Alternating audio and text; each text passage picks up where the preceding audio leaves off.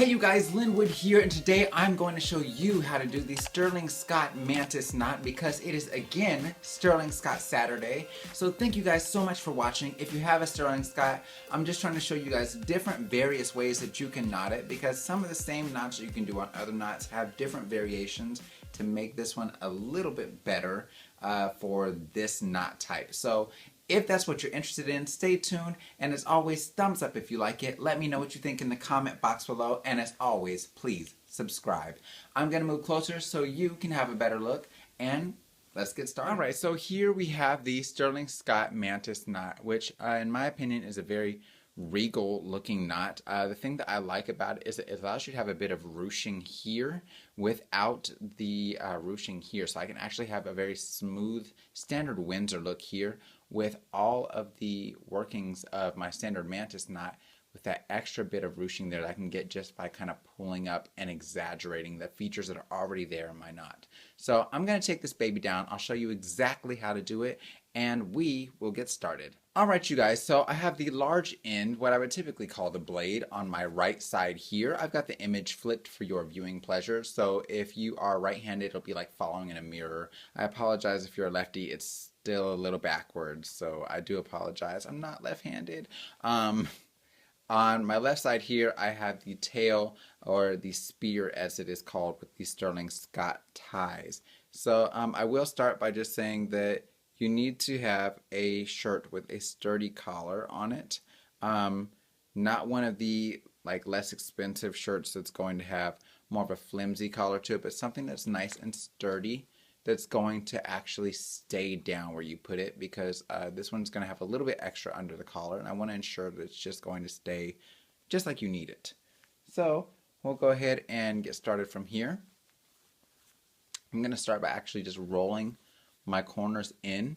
I'm going to bring to the center with my inner portion here facing outward. I'm going to go ahead and come across with the thin side. We're going to wrap around the back, just like so, wrapping around the front again. I'm going to do this portion pretty snug, and then I'm going to bring it up and through the center from the back. Once I've done that, I'm going to go ahead and fold this baby in half, which, by the way, if you wanted to see my regular knot for the Mantis knot, you can go ahead and click on the eye in the top right corner. Also, if you wanted to see my last video, you can click up there also. It'll be linked all up there on the little card up in the right corner. Alright, so now we folded it. We went right on behind the back. I'm going to go ahead and keep it folded, bringing it around the front. And when I do this, I'm just going to bring it down a bit. I want to make sure it sits right about the bottom of my little portion that I tied here. So I'm going to let it sit right about the bottom. And then from there, we're going to pull over, under, and through. I'm going to go ahead and fan this baby back out. And I want to make sure from here, my seam side is facing outward.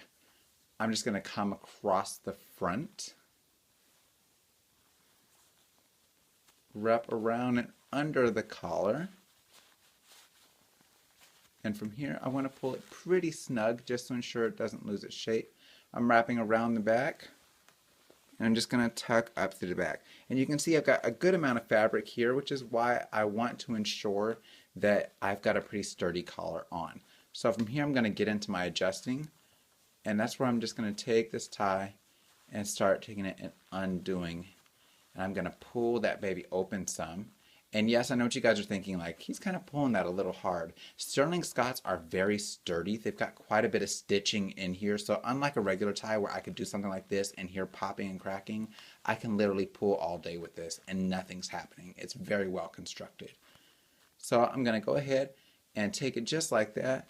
We're wrapping it around and just kind of adjusting everything like I want it. You notice when I did that, it pushed this portion up a bit, and it just allows me to kind of fan out those details. Now from there, as I always do, I'm just going to tuck my Sterling Scott right into my vest and pull that baby down. From here, I'm going to bring this collar down and ensure that everything is nicely seated underneath there. And you see we're a little off center, so I'm just going to pull it to the side some. There we go. And here we have it, the Sterling Scott Mantis Knot. So hopefully you guys like it. Let me know what you think in the comment box below. And yeah, until next time, thank you guys so much for watching. God bless, and as always, you are fancy now. Bye-bye.